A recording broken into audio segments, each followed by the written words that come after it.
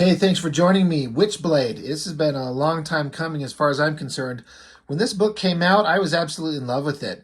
I wasn't really expecting anything. I know that they were hyping it up and saying, oh, the new series is coming. And, you know, these studios are putting out books of everything, everyone, everywhere. Every character is getting some mini series or an ongoing series.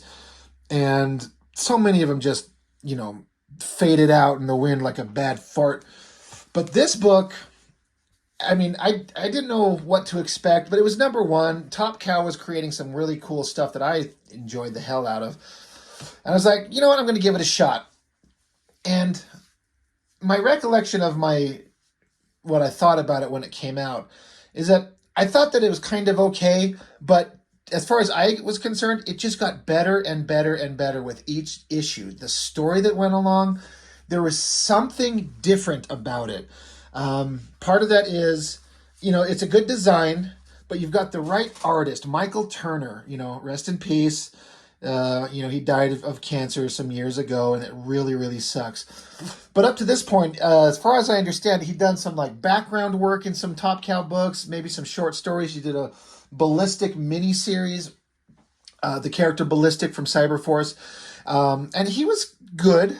He certainly had something. A lot of times in these studios, and when I say that, I'm specifically referring to the Jim Lee studio of Wildstorm, the Silvestri studio of Top Cow, and the Liefeld Extreme Studios. You had the guys who were the main guys that ran the studios. We're all there for them. But then these guys started hiring other artists, and they hired a bunch of people. And some of them only lasted for a little short time. Some of them took off and went off to go do animation or storyboards or whatever, or just were gone. And some of them just kept making comics. But some of them, there would always be at least one or two that just rose to the top of the group of artists. And Michael Turner was the guy who was like a rocket ship to stardom. This book, his art, the vibe of the whole thing, just put him up there. It seems like to be in such high standing in popularity and sales. This was probably the highest selling book from Top Cow Studios once it got going, a few issues into it. I don't know that for sure, but I'm positive if it's not true, it's at least close to being true. Like if it's not the best selling, it's one of the best selling. And Michael Turner was just like the it guy, and the Witchblade was the it character. It was just hugely popular, and it's not just because it's a hot girl showing her titties and her ass a lot. It's in there, but I felt like there was something different about the story. And I'll mention what I think it is. And then Michael Turner's artwork, he just brought something that was familiar but different. I want to point out this cover. It is a double page, front to back. I don't care for it too much. I do not like this computer coloring. I almost said airbrush, but I'm pretty sure this is just like computer coloring. And Michael Turner, he still had to refine himself. He hadn't quite arrived to be the peak version of himself that he would become, but he's getting close. But the girl's neck is so thick. It's so strange.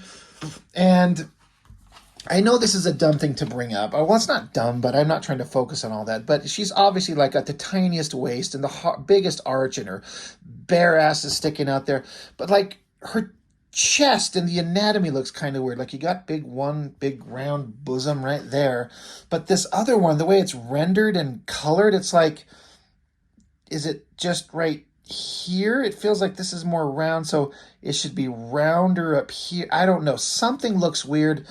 And almost like her nipple would almost be showing or something. I don't know. It stood out for me from the instant I picked it up. Kind of cool, but it looked weird to me. But enough about the cover. Let's get into the book. What was it that made this thing interesting? So it's got the story by David Wohl. I don't know if I'm saying his name right. Wohl. Brian Haberlin. And Michael Turner, he was given the opportunity to co-plot. Like he was brought in to help conceive the story. But another thing, I'm going to get down to the bottom here. Christina Z, writing assist. Now, I'm not sure how far into the series it would take. I'm looking at issue 2. It's not there, her name. But eventually, that Christina Z, this woman who'd never heard of, she takes a completely active role in helping write this book. Now, in my opinion, there are certain character elements where the character of this Witchblade, Sarah Pizzini, the character came across to me so many times. These characters are kind of like bad copies of more well-written characters in previous books from Marvel or DC. I'm not talking about the characters in this. I'm talking about like Image comic characters in general. Like female characters are always these tough, hard-hitting warrior babes or some kind of weirdly, sweetly innocent creature that doesn't know what she's doing until she has to learn that.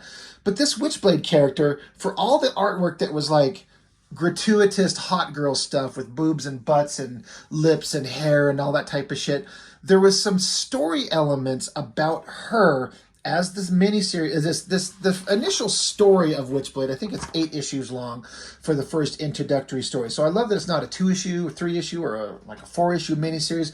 The initial story is 8 issues long, and it tells one big story. So they have a lot of time to let the story breathe and tell the story that they want to. But there were elements to the character where I felt like it gave her a softer, feminine perspective that I think is from this Christina Z.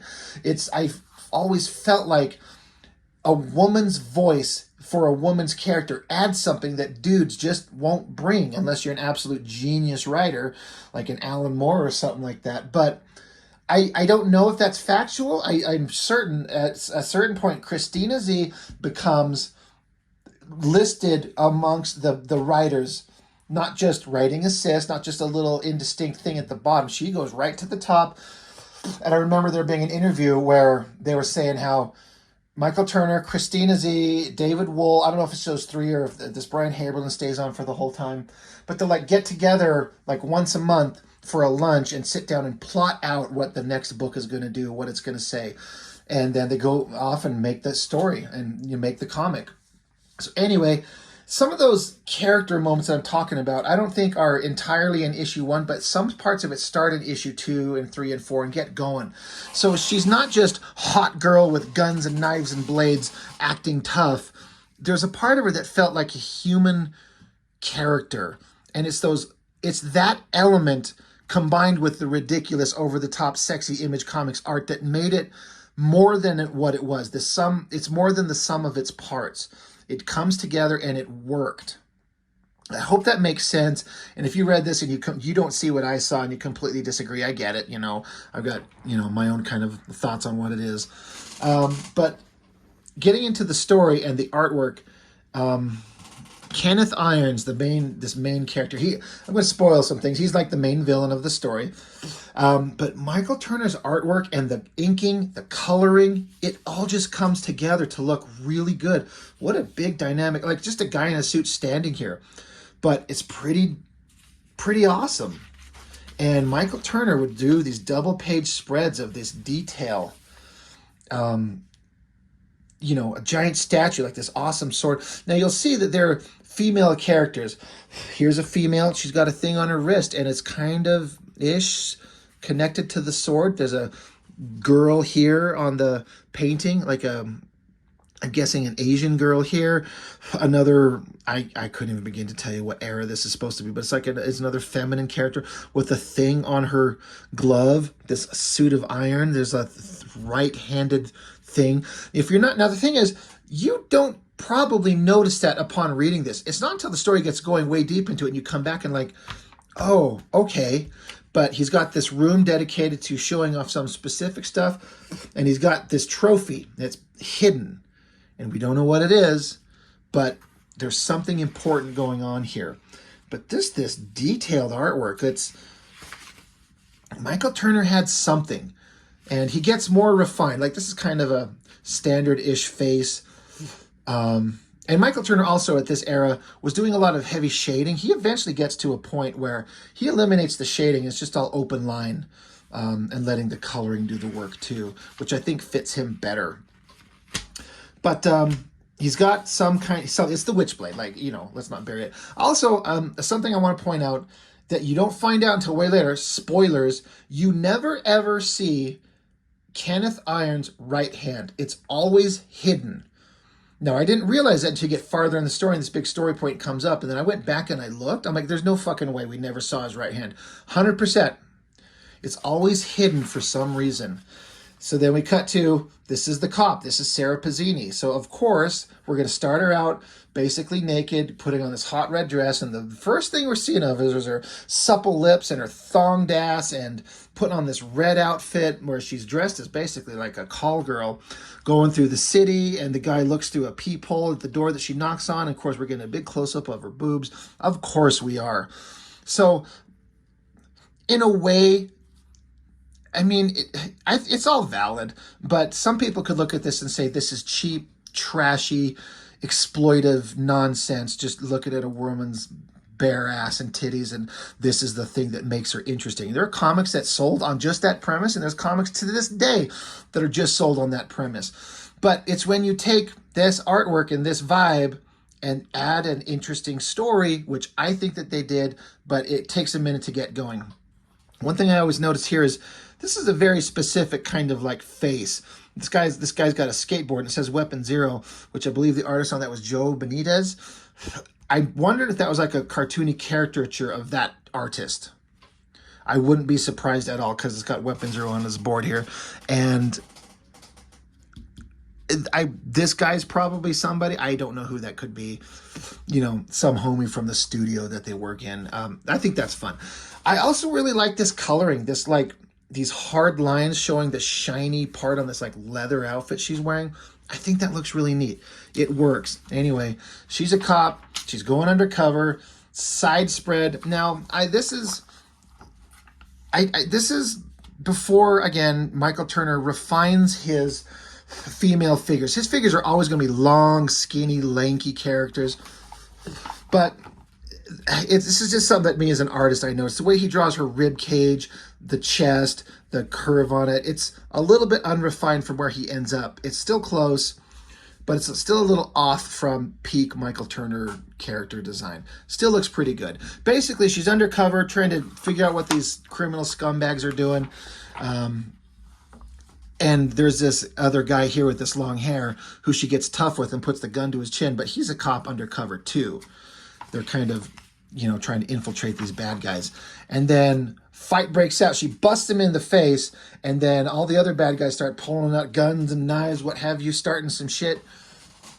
This is an interesting flow, Wick. If you're not a good artist, this probably wouldn't work, and it does as far as I'm concerned. Now, obviously, we can't ignore giant double-page spread of the girl jumping, ass pointed in the air. She's doing this like jump, shooting through her legs at somebody, blowing his kneecap off.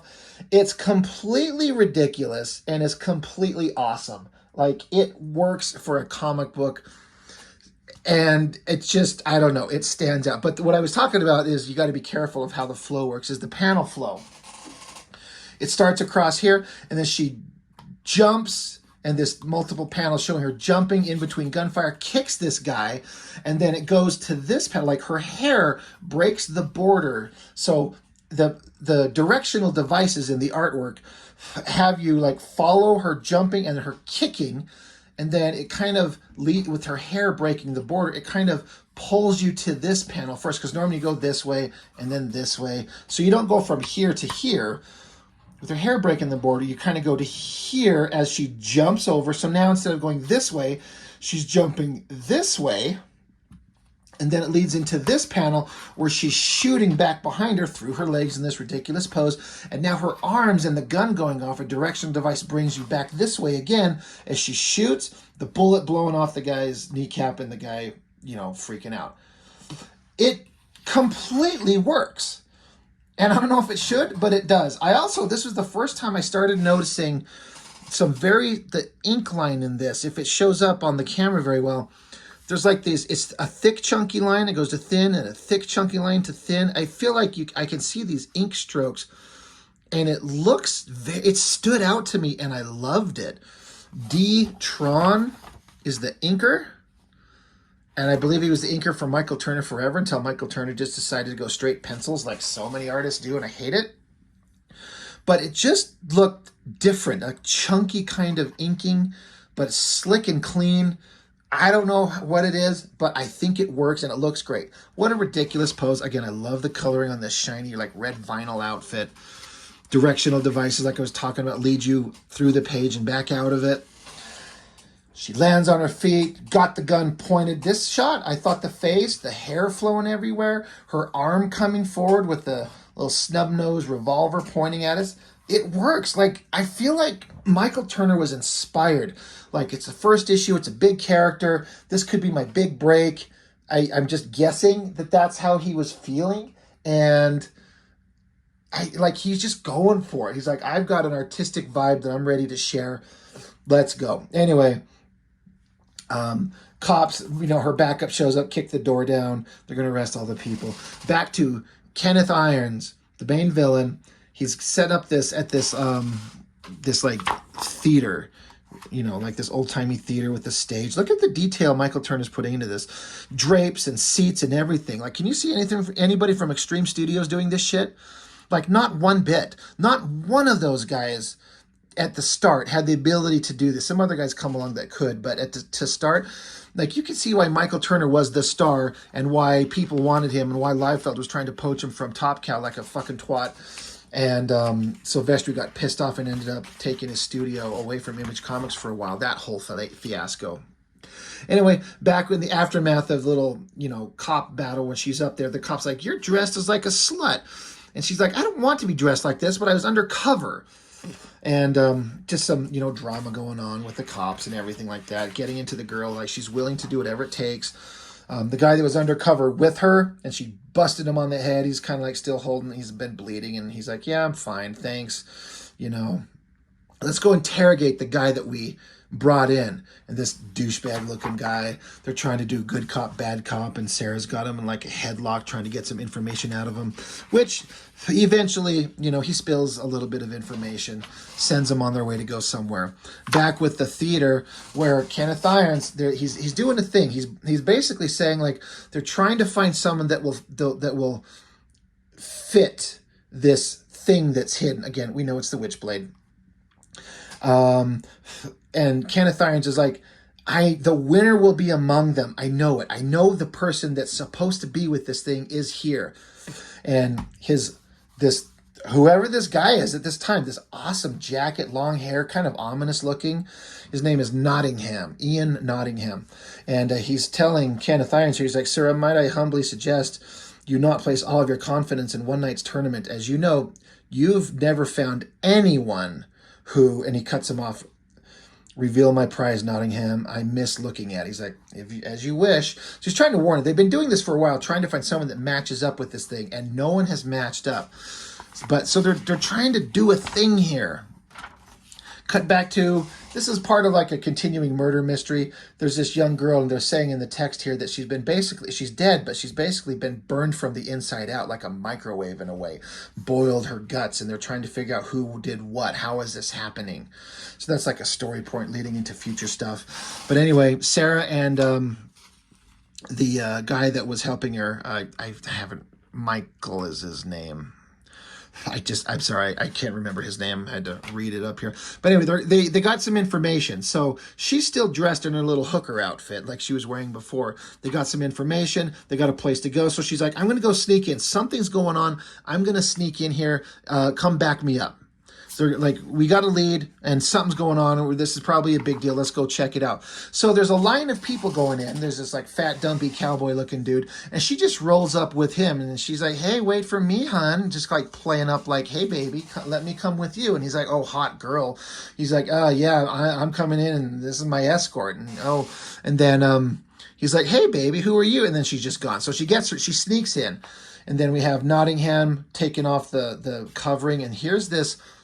It's a hand, like a glove, like a gauntlet, pointy, shiny jewels in it. They call it the Witchblade. And Nottingham is saying, everybody, the rules of the contest are simple. You call your name, you come up, you put your right hand in it. You'll know quickly if you've won or not. And then the gauntlet for the first time. It says almost imperceptibly, but it's pretty obvious here. Like its finger starts like, you know, come on, come to me. And Kenneth Irons is like, holy shit, it's moving. It's something. It's here. This person is here. So this douchebag twat sticks his hand in and freaking like eats his arm, blows it off, blood and guts everywhere. And so he's certainly not the one. But then it cuts to Sarah Pizzini's partner, who was supposed to be sneaking in to back her up. They caught him. They bring him out here, and they're going to basically kill him.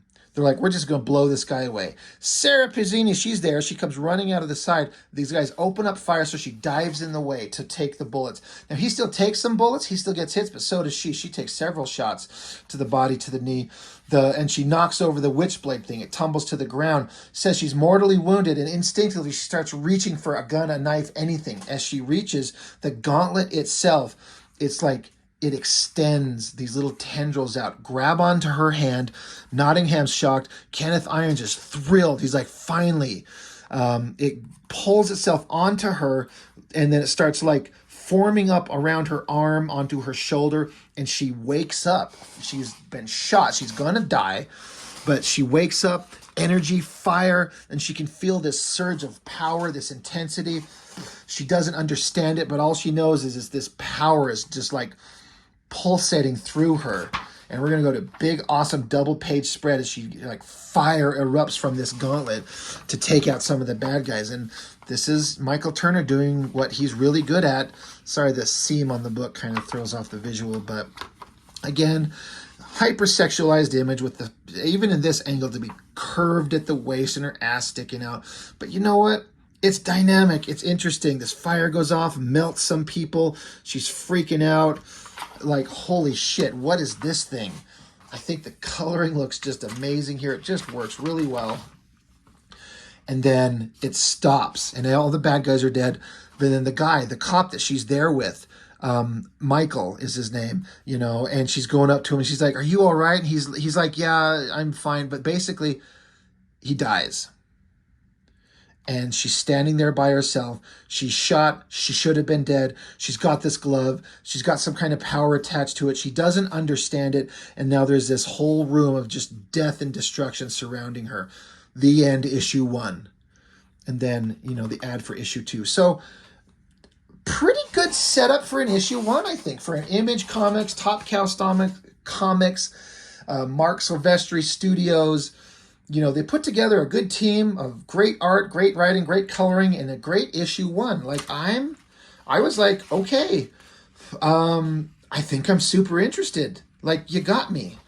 Of course, they have the typical ads for everything coming out from the studio. This one, I was talking about how the studios were just throwing out books for every character. Black Anvil, this ridiculous little troll-looking fucker from, was it Codename Strike Force? This series number, like a whole regular series on this guy, like, this shit didn't last long. Who gives a fuck about that? I mean, maybe it's like a one-off, as like a humorous thing. With the right artist, it could be cool. But when you got books like this, Witchblade, you got this versus Black Anvil, guess what's going to sell? And, you know, I kind of don't mind the shadowing on this, but who the fuck cares about this little twerpy guy? So that's issue 1. I'm just going to go ahead and continue on with issue 2.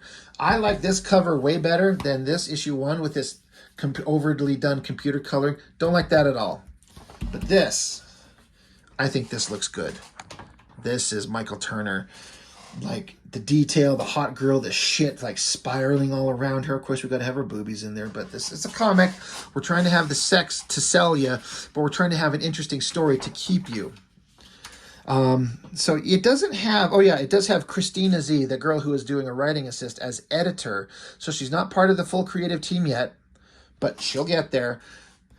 Fucking stripper pole, hot girl, and then another girl that's gotten microwaved from the inside out. So this is, again, continuing that like B plot that started in issue 1. Double page spread, again, picking up right where we ended. She's standing there. They got this glove, and again, it like extends over her, like her shoulders, her chest, her knees, to kind of like be armor, be reinforcement. It could cover her entirely. It could cover her only a little bit. But of course, you know, part of the sex appeal of this book is the opportunity to have this thing shred her clothes off and have her run around half naked. She's already in this like leather outfit. So, you know, they know what they're doing. I always thought this shot of his face looked really good. This kind of like a down-angled, sideways, three-quarter view. That's a hard shot to pull off, but Michael Turner nailed it. So she kind of gets her senses back, and she pulls the glove off, but it's like holding on to her. It's like it starts like bleeding. It didn't come off easily, but she gets it off, and she passes out. Cut to a little bit later, she's in the hospital. Other cops are showing up, like, are you okay? Holy shit, you went and did this thing, crazy. This other guy that she knows showing up with some flowers to help her out. They're trying to figure out, what is this gauntlet thing we found? She's like, I don't know, it was there, it's just on the scene. So they're just trying to like figure out what the hell was going on. Down the hallway, around the corner, in the shadows, is that Ian Nottingham guy from the previous book. Kenneth Irons' like #1 guy. He's there. You know that the gauntlet grabbed onto her. So he's like, I'm going to follow her. We got to see what the hell's going on. And then I liked this. This is like, it's nighttime. This great shot, this down angle with the window. It's nighttime. The Venetian blinds casting the light across her. This is where there's some elements into this book where I feel like there was just some little moments that made it feel like it's like we're not reading a tough story about a tough barbarian dude or some warrior girl with no feelings. Like, she's feeling the pain of everything that just happened. She starts crying. She has a dream. Here's the gauntlet. Here's all the characters we've seen where it's just her, and the Witchblade starts covering her, engulfing her. A little bit of humanity, which I liked. And then for some reason, I always like this where she wakes up from her dream and she has to get out. She has this idea. So she got to get out of the hospital. So Michael Turner draws, whether the script said this or this is just Michael Turner's choice to draw this, he just draws her feet, her bare feet on the ground as she gets up and like tiptoes, gets dressed and gets out of the hospital. But again, the shadows of the blinds cast across her feet. I just remember thinking like, what an interesting artistic choice. It looks simple to draw, but it's also extremely hard to draw to get right, but he pulled it off, and it just stood out to me. Now, like, I don't have a foot fetish or anything like that. Believe me, I do not. But something artistically, that was just interesting. So Sarah Pazzini, she's got to get out of there. She's got an idea. We cut back to couple awesome cars at this restaurant, and Ian Nottingham again we don't see his right hand, just his left hand. He's got a little smirk on his face because he's thrilled. Him and Nottingham are like interviewing new thugs to work for his organization because so many of his guys got killed in that scene in the last issue. But as we're there, this Asian guy, he's from like a Asian crime family, like a rival crime family. He's a hitman. He shows up, great shot of like his face and pointing the gun right at him. So it starts here, and the guy shows up, pulls out his gun, and you know, Irons and Nottingham are sitting here thinking. He pulls his gun, shoots, and I thought this is one of the coolest scenes. So simple, bullet, and then Nottingham just casually reaches up and catches the bullet with his bare hands. Bop, caught it, just like that. Not even a thing. So you're like, whoa, what the fuck is with this Ian Nottingham guy? I thought he was just a badass looking guy, but clearly he's catching bullets with his hand. And I like how Kenneth Irons here says, you may retaliate now, Nottingham. And so Nottingham here stands up, his hand is closed around that bullet, and he drops it into this wine glass as he walks toward this assassin guy who's in the distance. Man, if I saw somebody catch a bullet with a bare hand, I'd shit myself. So Nottingham pulls the sword. The assassin guy screams out in the parking lot. Probably one of his buddies in the car waiting. The Asian assassin guy gets busted out the window, the sword through his chest. And then we see the sword being pulled out of him. And here, again, we got Michael Turner doing big double-page spread. Just a big guy in a suit with long flowing hair, bloody-ass sword. The car in the distance sees what's going on. I love the lighting with his headlights turned on. The car comes racing at him. Ian Nottingham here, he sees it coming. He grasps his sword, jumps into the air, holding it at a down angle. And then, man, I always thought that this was one of the coolest scenes. Just slices the car with his sword right down the hood, down the glass, and you see the guy in the middle here getting splitting his head right down the middle. And then Nottingham just lands. You see his feet landing on the ground here, and the car just like careening off into some other cars, and then Nottingham just casually walks back into the place. This was like, okay, holy shit, this Michael Turner, he's got something. There is something cool going on here. That was awesome. So, wow, like, I'm hooked, buddy. Cutting back to Sarah Pazzini, she's going back to her own place. There's this young teenage girl. I don't know if she's like homeless on the street or something like that, but she's friends with her, trying to, be a friend to this girl who's out sleeping on the streets in front of her apartment. And then a couple hours later, Sarah's back talking with the cops, and she's got this thing. She needs to try a thing. She wants to get her hand back on that gauntlet thing that's been put into an evidence room. She's like, I need to see that thing. So, okay, we cut back here to Kenneth Irons, his big rich tower. They're doing like a ritual. We got burning embers, candles in the background. At the same time, we're seeing Sarah Pazzini. She goes into the room. She gets the gauntlet. She picks it up. And, she's got the gauntlet. She brought it from the evidence room. And she's in the what's the word? The place where you store dead bodies. And she's going to, it says the name of that guy that was in her buddy, her cop partner that she tried to take the bullets for. He's here. He's dead. And this is where his body is. But she's got the gauntlet with her. She's like, I wonder if this might be a thing. So it's cutting back between the scenes of Nottingham and Kenneth Irons and Sarah. So the Nottingham and Irons thing is takes this flaming blade and carves these runes into his skin, presumably giving him power and enhanced abilities, some dark, ritual that these guys are involved in. And then Sarah, meanwhile, she gets out the body of her dead partner. She puts the glove on and she's like, I don't even know what I'm supposed to do with this stupid thing. And then this scene, I thought this was a good picture. Her face, it looks sad. And it fits the dialogue that she's speaking. She's kind of sad, and she's basically praying to God.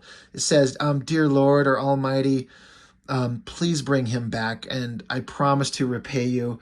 Please work. He has a wife, and she's like, I care about him. But she's also like, she's sniffling in between the dialogue. She's like crying. She's having this emotional moment. And I thought that was like an interesting, like, she's trying to bring him back to life. She's praying to a higher power. She's crying over this ridiculous thing she's trying to do. I just liked that little bit of characterization. It was just different than any other female character in any Image comic ever at this point. And then we got, again, Michael Turner doing his shit. Big double-page spread. Look at all the detail in this, the flames on his jacket, the edging on it, the long hair, the armor, the sword, the background. I mean, this is just Michael Turner going just nuts with what he is good at. And I love it. I love it so much. It looks great. And then the last page, Sarah Pazzini, she takes her hand off him, and she's like, in her mind, she's like, if somebody walked in here and saw me doing this, I think this is the stupidest looking thing. She turns away from him. She says, what am I doing? And then, but you see his body sits up, and she's sitting here, her hand up against the corner, this kind of like sad look on her face. And she's saying to herself, she's like, I guess I can't do anything right. And she's got the glove on. But then he turns and he looks at her. Like, holy shit, she just fucking raised the dead. Like, all she's done with this glove is it put it on her when she was dying, shot a big energy blast and wiped out a bunch of people, killed people. And then she comes along here, and as far as we can see in the story, she just brings them back to life. Like, and this is where it ends. This is where issue 2 ends. I'm like, holy shit, this is good. Like, what is going on? Man, I couldn't believe it. I was like, man, I'm hooked. This is interesting. There's just something different about it. I see this right here, and man, Top Cow's artistic quest for talented individuals. Pencilers submit at least 3 sequential pages utilizing existing characters showing you can convey a story. Absolutely no artwork will be returned, so please don't send us originals. So I entered this thing with the worst pages you've ever seen in your life, but just looking at this, I was like, oh my God, they could hire me. Now, I need to... When was this printed? This is 96. So I'm out of high school, but I wanted to, I'm like, this is a possibility. But anyway, that just stands out to me. I see that. I'm like, oh man, that was a big deal. Speaking of big deals, Cyberforce. David Finch took over artistic duties on Cyberforce, and it wasn't artistically better than Silvestri, but they brought on a different writer and started this multiple issue long story that made Cyberforce more interesting than it had ever been. It sucks that it took getting Silvestri off the book for the book of Cyberforce to get really interesting beyond being artistically awesome because it's Silvestri drawing it. Anyway, issue 2 of Witchblade.